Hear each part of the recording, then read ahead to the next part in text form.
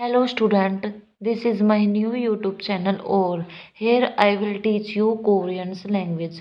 तो यहाँ पे मैं आपको कोरियन लैंग्वेज हिंदी में टीच करवाऊँगी और लाइन वाइज लाइन में आपको सब कोरियन लैंग्वेज टीच करवाऊँगी, वो भी हिंदी में, जिससे आप लोग आसानी से समझ पाएंगे कोरियन को और आप मेरे से सीख पाएंगे।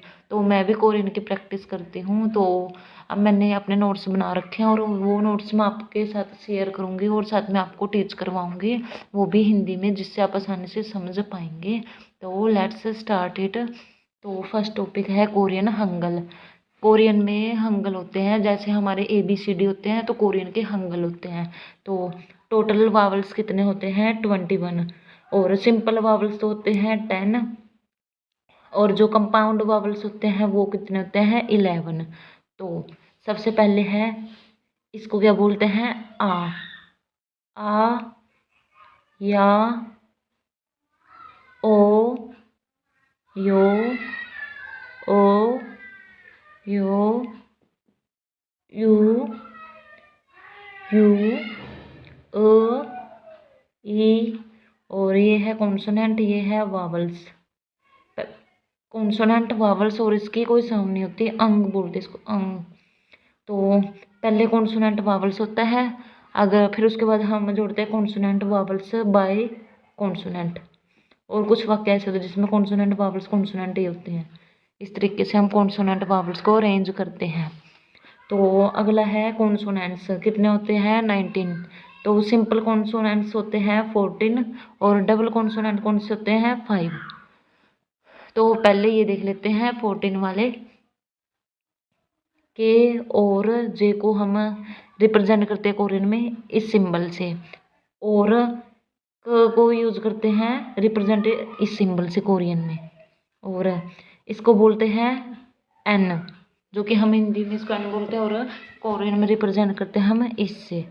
और टी और द को रिप्रेजेंट करते हैं हम इससे।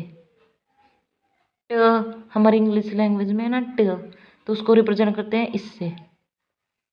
और आर और एल को हम रिप्रेजेंट करते हैं इससे कोरियन में, और एम को रिप्रेजेंट करते हैं इससे, और बी को रिप्रेजेंट करते हैं हम इससे,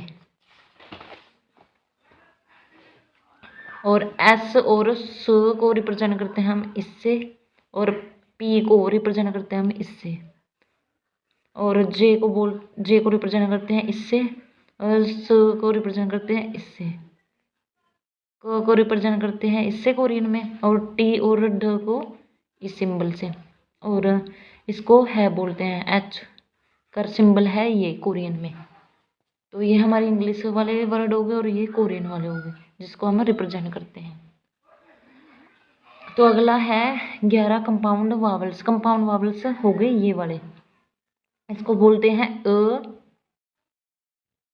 इसको, और इसको बोलते हैं इसको ई, इसको ई, इसको वी, इसको उ, इसको वा, इसको वे, ए ई, और ये डब्ल्यू से रिप्रेजेंट करते डब्ल्यू ए वे।